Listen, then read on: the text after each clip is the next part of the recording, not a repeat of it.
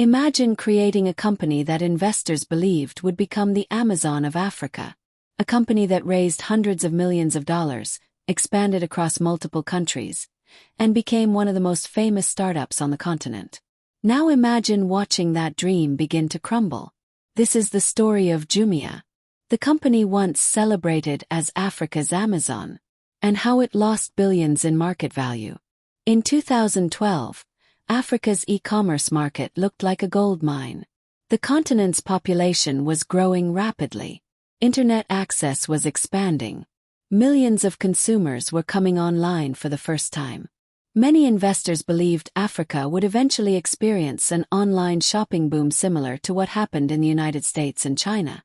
Seeing this opportunity, Jumia was launched. Its goal was ambitious: become the leading online marketplace in Africa. The idea was simple: create a platform where people could buy products online and have them delivered directly to their homes. In theory, it sounded like the perfect business.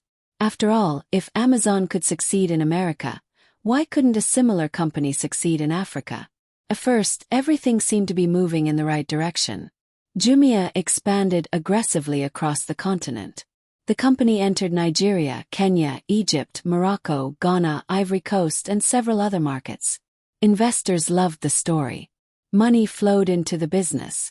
Operations expanded. Warehouses were built. Delivery networks were created. Thousands of workers were hired. The company's mission was clear: dominate Africa's online shopping market before competitors could catch up. As the years passed, Jumia became one of the most recognized technology brands in Africa. The company offered electronics, fashion, household products, groceries, and many other goods.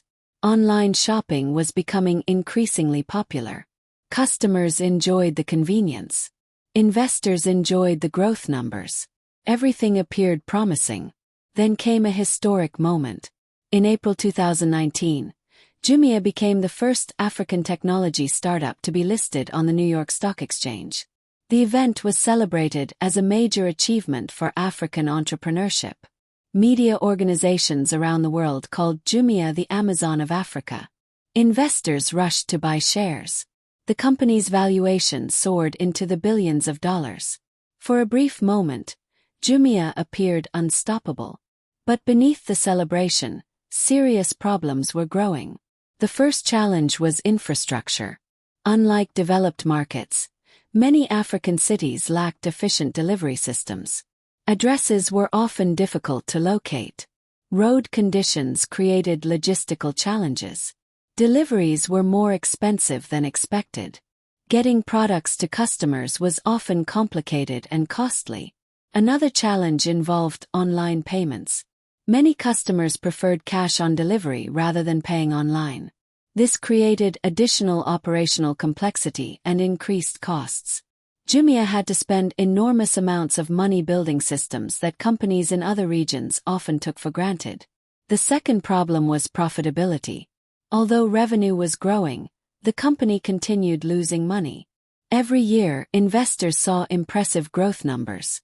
But they also saw significant losses. Warehouses cost money. Marketing cost money. Employees cost money. Delivery networks cost money. Expansion cost money. The company was generating sales, but turning those sales into profits proved much more difficult. The longer the situation continued, the more investors began asking difficult questions. Could Jumia ever become consistently profitable? Was rapid growth enough? Or was the entire business model fundamentally flawed? Competition created additional challenges. Local businesses adapted. International companies entered the market. Consumers gained more options. At the same time, economic difficulties in several countries affected consumer spending. Growth slowed. Investor confidence weakened.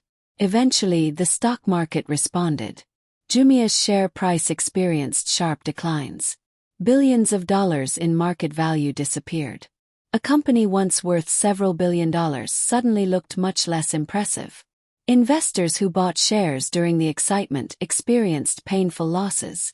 The dream of creating Africa's Amazon had become much harder than expected. But the story did not end there. Rather than giving up, Jumia began changing its strategy. Management started focusing less on aggressive expansion and more on efficiency. The company reduced costs.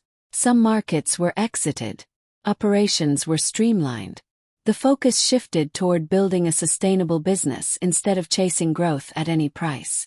It was a difficult transition, but it was necessary.